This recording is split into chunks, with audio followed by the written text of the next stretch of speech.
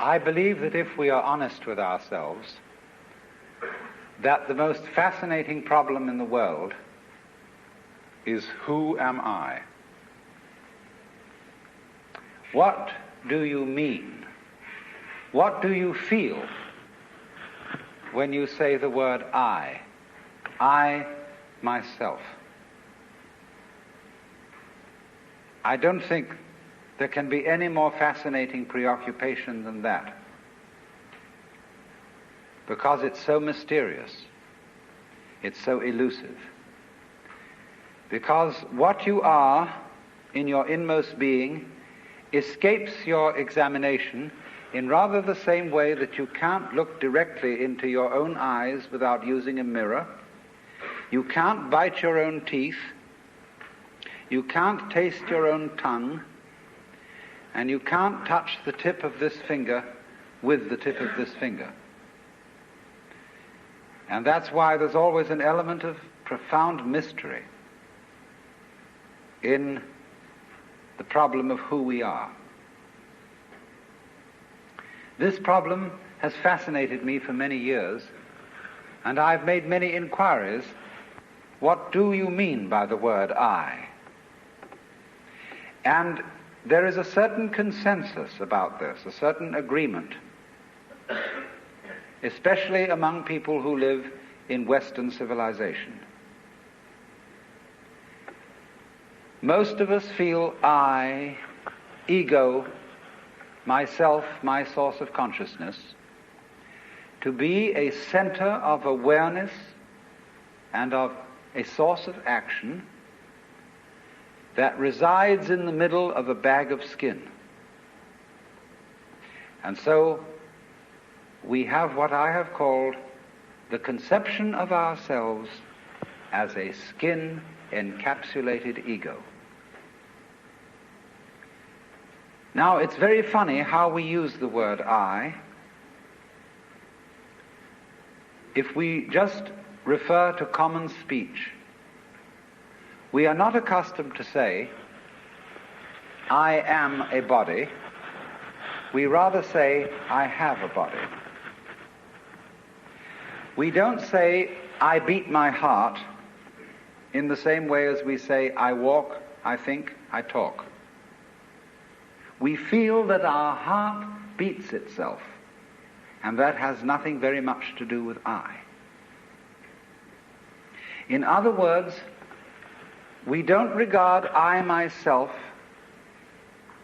as identical with our whole physical organism. We regard it as something inside it. And most Western people locate their ego inside their heads. You are somewhere between your eyes and between your ears, and the rest of you dangles from that point of reference. It is not so in other cultures. When a Chinese or Japanese person wants to locate the center of himself, he points here, not here. Here to what Japanese call the kokoro, or the Chinese call shin, the heart, mind. Some people also locate themselves in the solar plexus. But by and large, we locate ourselves behind the eyes and somewhere between the ears, as if within the dome of the skull there was some sort of arrangement such as there is at the SAC headquarters in Denver, where there are men in great rooms surrounded with radar screens and all sorts of things, and earphones on, watching all the movements of planes all over the world. So in the same way, we have really the idea of ourselves as a little man inside our heads who has earphones on which bring messages from the ears, and who has a television set in front of him which brings messages from the eyes, and all sorts of electrode things are all over his body, giving him signals from the hands and so on, and he has a panel in front of him of buttons and dials and things, and so he more or less controls the body. But he isn't the same as the body, because I am in charge of what are called the voluntary actions. and what are called involuntary actions of the body, they happen to me. I am pushed around by them, but to some extent also I can push my body around. This, I have concluded, is the ordinary, average conception of what is oneself. And look at the way children, influenced by our cultural environment, ask questions. Mummy, who would I have been if my father had been someone else? You see, the child gets the idea from our culture that the father and mother gave him a body into which he was popped at some moment. Whether it was conception or whether it was parturition is a little bit vague. But there is, in our whole way of thinking, the idea that we are a soul, a spiritual essence of some kind, imprisoned inside a body. And that we look out upon a world that is foreign to us. In the words of the poet Houseman, I, a stranger and afraid, in a world I never made. And so, therefore, we speak of confronting reality, facing the facts. We speak of coming into this world. And this whole sensation that we are brought up to have of being an island of consciousness locked up in a bag of skin, facing outside us a world that is profoundly alien to us in the sense that what is outside me is not me. This sets up a fundamental sensation of hostility and estrangement between ourselves and the so-called external world. And therefore, we go on to talk about the conquest of nature, the conquest of space, and view ourselves in a kind of battle array towards the world outside us. I shall have much more to say about that in the second lecture. But in the first now, I want to examine the strange feeling of being an isolated self. Now, actually, it is absolutely absurd to say that we came into this world. We didn't. We came out of it. What do you think you are? Supposing this world is a tree. Are you leaves on its branches, or are you a bunch of birds that settled on a dead old tree from somewhere else? Surely, everything that we know about living organisms from the standpoint of the sciences shows us that we grow out of this world. That we, each one of us, are what you might call symptoms of the state of the universe as a whole. But you see, that is not part of our common sense. Western man has for many centuries been under the influence of two great myths. When I use the word myth, I don't necessarily mean falsehood. To me, the word myth signifies a great idea in terms of which man tries to make sense of the world. It may be an idea, it may be an image. Now, the two images which have most profoundly influenced Western man are, number one, the image of the world as an artifact, like a carpenter's table or a jar made by a potter. Indeed, in the book of Genesis, there comes the idea that man was originally a clay figurine made out of the earth by the Lord God, who then breathed into this clay figurine and gave it life.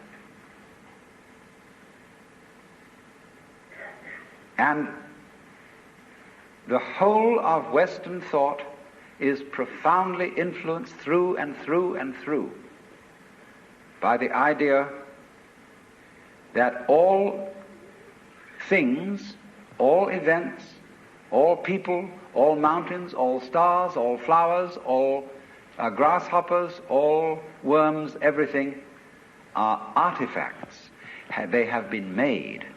And it is therefore natural for a Western child to say to its mother, "How was I made?" That would be quite an unnatural question for a Chinese child, because the Chinese do not think of nature as something made. They look upon it as something that grows, and the two processes are quite different. When you make something, you put it together, you assemble parts, or you carve an image out of wood or stone, working from the outside to the inside. But when you watch something grow, it works in an entirely different way. It doesn't assemble parts. It expands from within and gradually complicates itself, expanding outwards, like a bud blossoming, like a seed turning into a plant. But behind our whole thought in the West is the idea that the world is an artifact, that it is put together by a celestial architect, carpenter, and artist, who therefore knows how it was done. When I was a little boy, and I asked many questions which my mother couldn't answer, she used to resort in desperation to saying, "My dear, there are some things that we are not meant to know." And I said, "Well, will we ever find out?" And she said, "Yes, when we die and we go to heaven, it will all be made clear." And I used to think that on wet afternoons in heaven, we would all sit around the throne of grace and say to the Lord God, "Now just why did you do it this way? And how did you manage it that?" And he would explain it and make it all very clear. All questions would be answered. Because as we have popularly, in popular theology, understood the Lord God, he is the mastermind who knows everything. And if you ask the Lord God exactly how high is Mount Whitney to the nearest millimeter, he would know exactly like that and would tell you. Any question. The Cosmic Encyclopedia Britannica.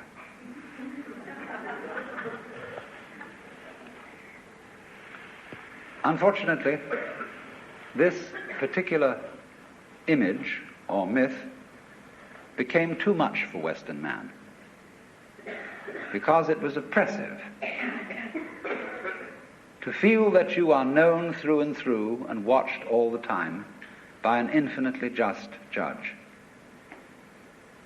I have a friend, a very enlightened woman. She's a Catholic convert, but a very enlightened Catholic.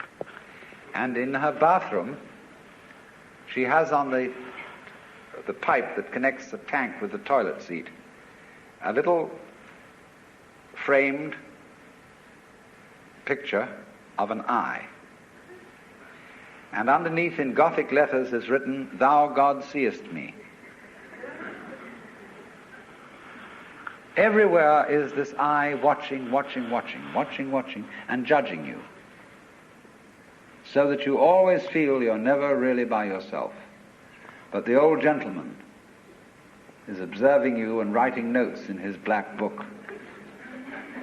And this became too much for the West. It became oppressive. They had to get rid of it. And so instead, we got another myth, the myth of the purely mechanical universe. This was invented at the end of the 18th century.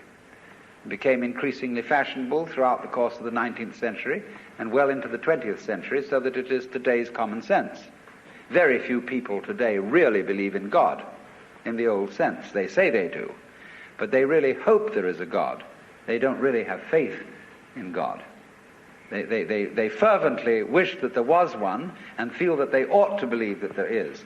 But the idea of the universe being ruled by that marvelous old gentleman is no longer plausible. It isn't that anybody's disproved it, but it just somehow doesn't go with the vast infinitude of galaxies and the immense light-year distances between them and so on. So instead, it has become fashionable, and it is nothing more than a fashion, to believe that the universe is dumb, stupid, that intelligence, values, love, and fine feelings reside only within the bag of the human epidermis, and that outside that, the thing is simply a kind of a chaotic, stupid interaction of blind forces. Courtesy of Dr. Freud, for example, biological life is based on something called libido, which was a very, very loaded word. Blind, ruthless, uncomprehending lust. That's the foundation of the human unconscious. And similarly to thinkers like of the 19th century, like Ernst Haeckel, even Darwin, T.H. Huxley, and so on, there was this notion that at the root of being is an energy. And this energy is blind. This energy is just energy. And it's utterly and totally stupid. And our intelligence is an unfortunate accident. By some weird freak of evolution, we came to be these feeling and rational beings, more or less rational. And this is a ghastly mistake, because here we are in a universe that has nothing in common with us, that doesn't share our feelings, has no real interest in us. We're just a sort of cosmic fluke. And therefore, the only hope for mankind is to beat this irrational universe into submission and conquer it and master it. Now, all this is perfectly idiotic. If you would think that the idea of the universe as being the creation of a benevolent old gentleman, although he's not so benevolent, he takes a sort of, this hurts me more than it's going to hurt you sort of attitude to things. You can have that on the one hand, and if that becomes uncomfortable, you can exchange it for its opposite, the idea that the ultimate reality doesn't have any intelligence at all. At least that gets rid of the old bogey in the sky, in exchange for a picture of the world that is completely stupid. Now, these ideas don't make any sense, especially the last one, because you cannot get an intelligent organism, such as a human being, out of an unintelligent universe. The saying in the New Testament that figs do not grow on thistles nor grapes on thorns applies equally to the world. You do not find an intelligent organism living in an unintelligent environment. Look, here is a tree in the garden, and every summer it produces apples. And we call it an apple tree, because the tree apples. That's what it does. All right. Now here is a solar system inside a galaxy. And one of the peculiarities of this solar system is that at least on the planet Earth, the thing peoples. In just the same way that an apple tree apples. Now maybe 2 million years ago, somebody came from another galaxy in a flying saucer and had a look at this solar system, and they looked it over and shrugged their shoulders and said, just a bunch of rocks. And they went away. Later on, maybe 2 million years later, they came around and they looked at it again. And they said, excuse me, we thought it was a bunch of rocks, but it's peopling. And it's alive. After all, it has done something intelligent. Because you see, we grow out of this world in exactly the same way that the apples grow on the apple tree. If evolution means anything, it means that. But you see, we curiously twist it. We say, well, first of all, in the beginning, there was nothing but gas and rock. And then intelligence happened to arise in it, you know, like a sort of fungus or slime on the top of the whole thing. But we're thinking in a way, you see, that disconnects the intelligence from the rocks. Where there are rocks, watch out. Watch out, because the rocks are going eventually to come alive. Where there are rocks, watch out. Watch out, because the rocks are going eventually to come alive. And they're going to have people crawling over them. It's only a matter of time. Just in the same way as the seed, the acorn, is eventually going to turn into the oak, because it has the potentiality of that within it. Rocks are not dead. You see, it depends on what kind of attitude you want to take to the world. If you want to put the world down, you say, oh, well, fundamentally it's only just a lot of geology. It's a stupidity. And it so happens that a kind of a freak comes up in it which we call consciousness. And that's an attitude that you take when you want to prove to people that you're a tough guy, that you're realistic, that you face facts, and that you don't indulge in wishful thinking. It's just a matter of role-playing. And you must be aware of these things. They are fashions in the intellectual world. On the other hand, if you feel warm-hearted towards the universe, you put it up instead of putting it down, and you say about rocks, they're really conscious, but a very primitive form of consciousness. Because after all, when I take even this crystal here, which is glass, and go, well, it makes a noise. And that response, that resonance, is an extremely primitive form of consciousness. Our consciousness is much more subtle than that. But when you hit a bell and it rings, you touch a crystal and it responds, inside itself, it has a very simple reaction. It goes jangle inside, whereas we go jangle with all sorts of colors and lights and intelligence, ideas and thoughts. It's more complicated. But both are equally conscious, but conscious in different degrees.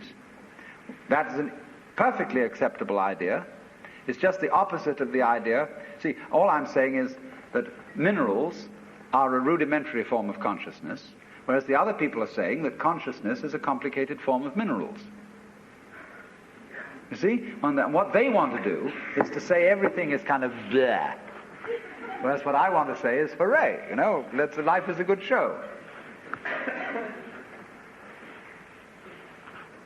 Now then, as we study man or any other living organism and try and describe him accurately and scientifically,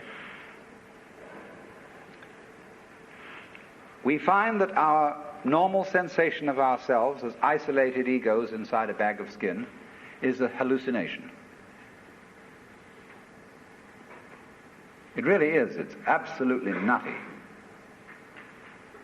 Because when you describe human behavior, or the behavior of a mouse or a rat or a chicken or anything you want to describe, you find that as you try to describe its behavior accurately,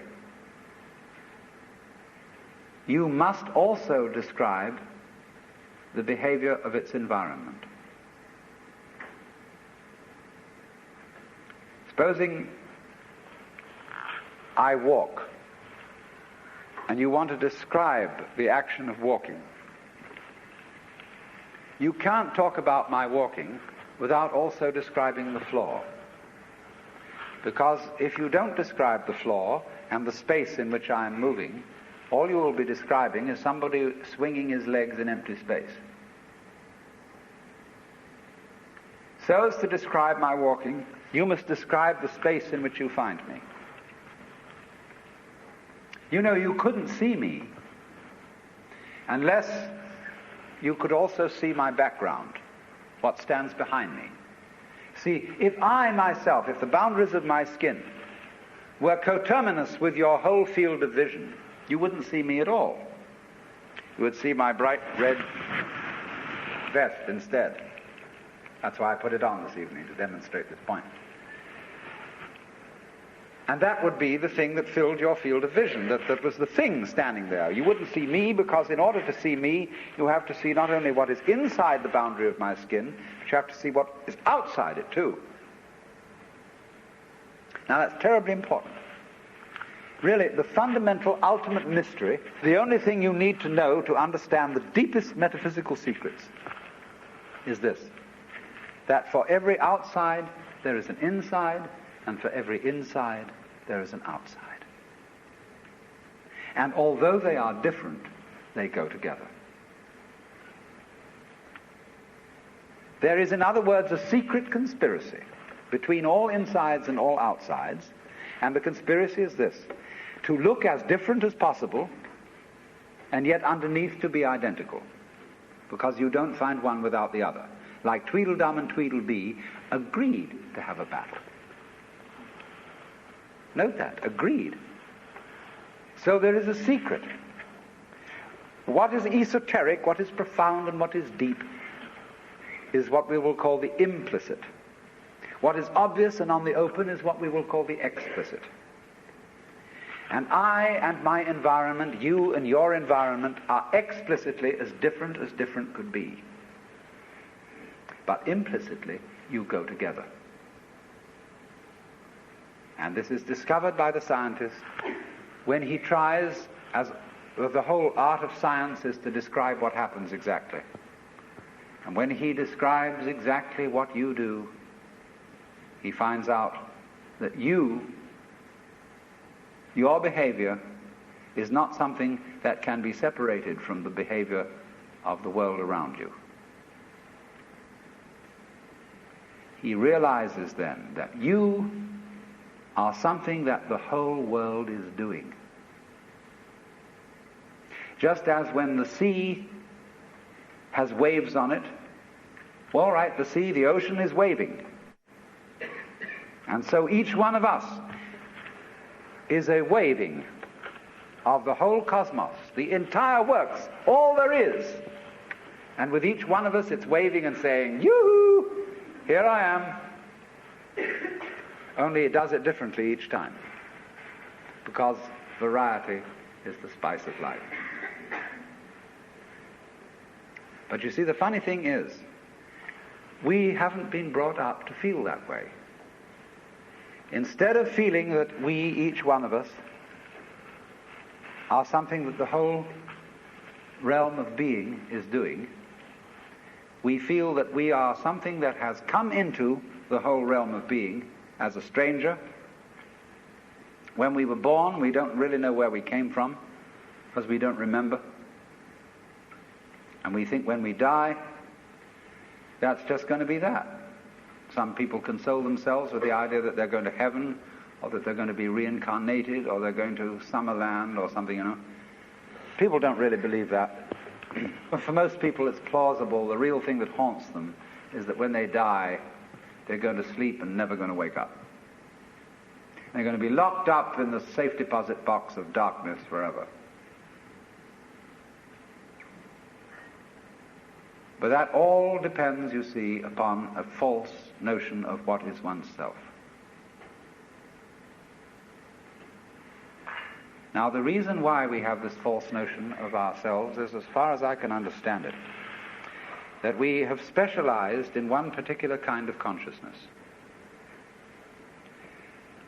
Being very general and rough, we have two kinds of consciousness. One I will call the spotlight and the other the floodlight. The spotlight is what we call conscious attention. And that is trained into us from childhood as the most valuable form of consciousness.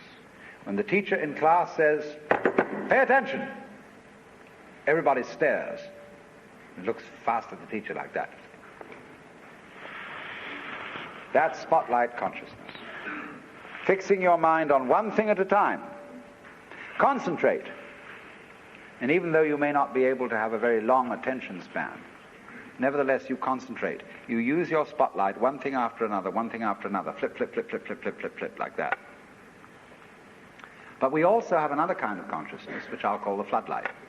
For example, you can drive your car for several miles with a friend sitting next to you, and your spotlight consciousness will be completely absorbed in talking to your friend. Nevertheless, your floodlight consciousness will manage the driving of the car, will notice all the stoplights, the other idiots on the road, and so on, and you'll get there safely, without even thinking about it. But our culture has taught us to specialize in spotlight consciousness and to identify ourselves with that form of consciousness alone. I am my spotlight consciousness. My conscious attention, that is my ego, that is me. And very largely we ignore the floodlight. Now the floodlight consciousness is working all the time. Every nerve end that we have is its instrument. You know, you can go out to luncheon or something and you sit next to Mrs. So-and-so, and you go home and your wife says to you, "Was Mrs. So-and-so there?" "Yes, I sat next to her." "Well, what was she wearing?" "Well, I haven't the faintest idea." You saw, but you didn't notice.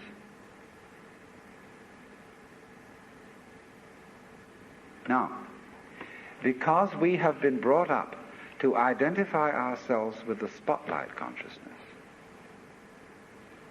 and the floodlight consciousness is undervalued,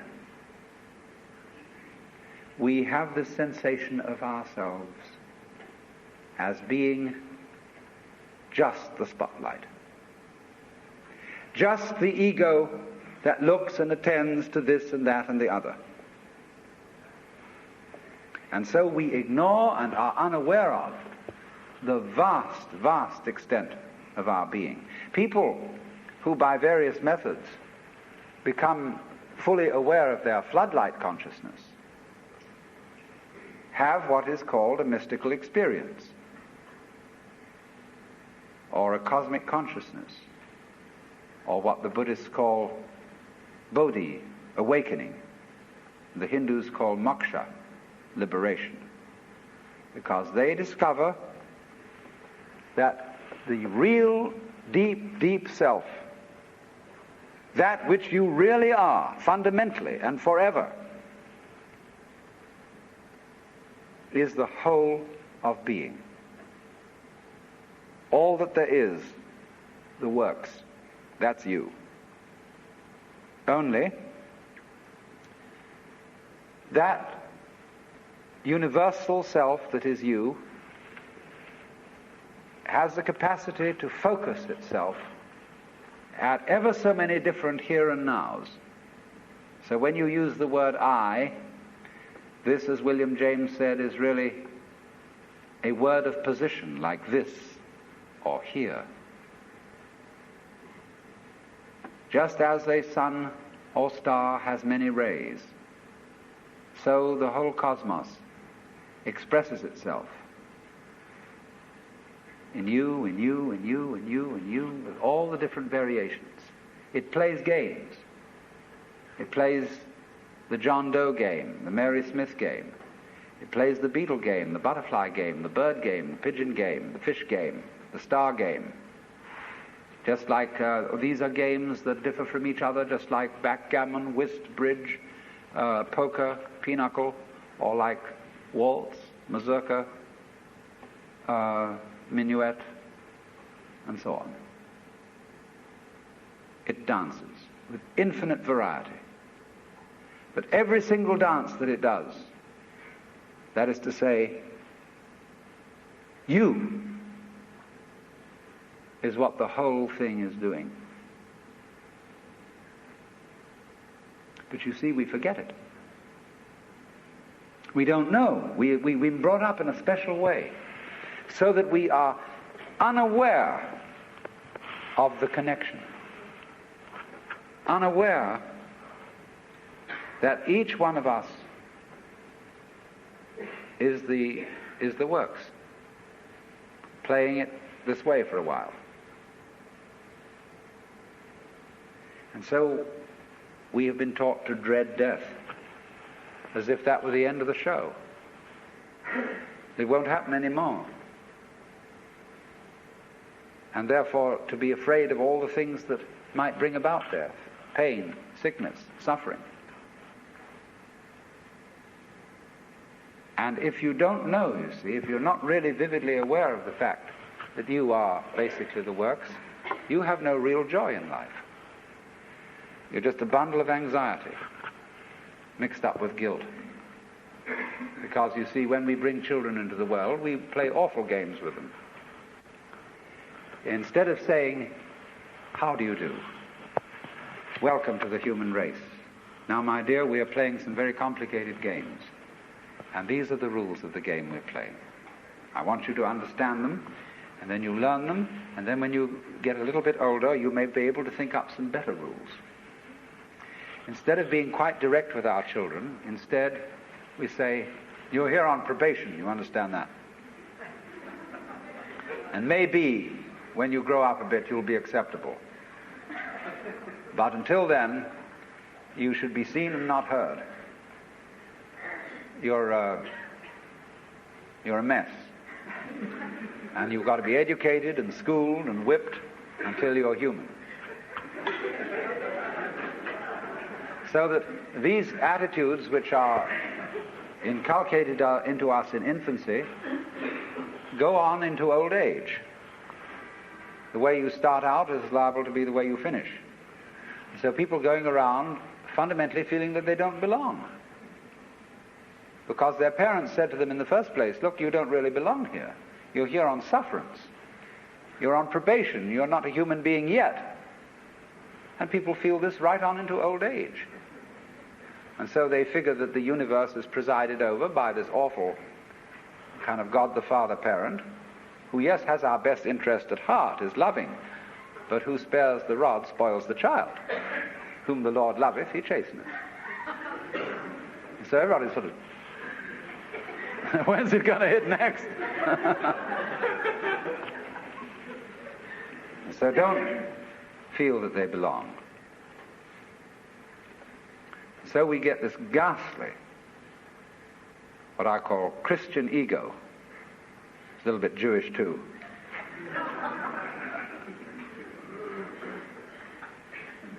Who really feels that he's homeless, he's an orphan. Even the Christians say we are sons of God by adoption and grace. Not real sons, but by adoption and grace on sufferance. And so comes this sensation, you see. So characteristic of Western man and indeed of all highly civilized people. Of being a stranger in the earth.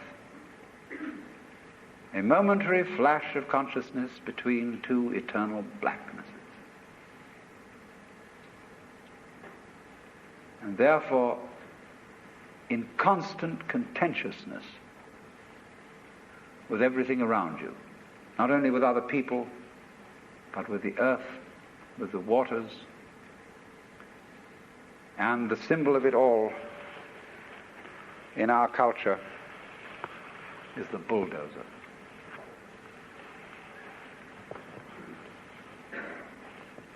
Where I live, aboard a ferry boat, there is opposite us, across the water, or was opposite to us, some lovely hills. They are going to put houses there. But they are going to try and put the sort of houses you would find in a suburban tract lot, on a hill of all things. because a good architect can make a house fit the hill. He doesn't have to destroy the hill to put a house on it. And if you want to live on a hill, obviously you want to live on a hill. And you don't want to destroy the hill by virtue of living on it.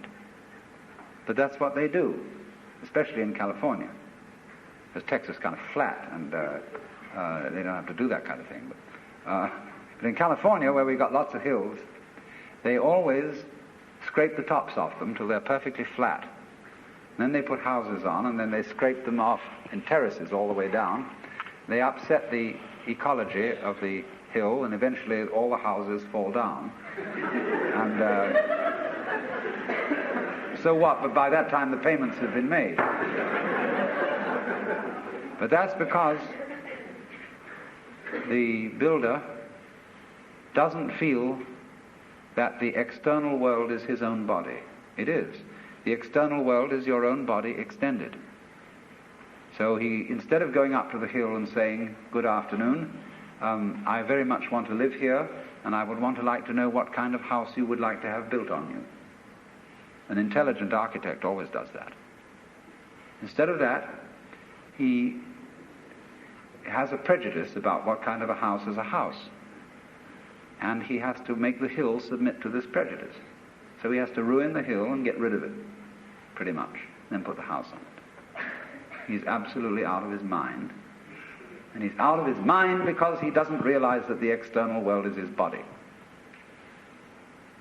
When he realizes that, he'll get his mind back.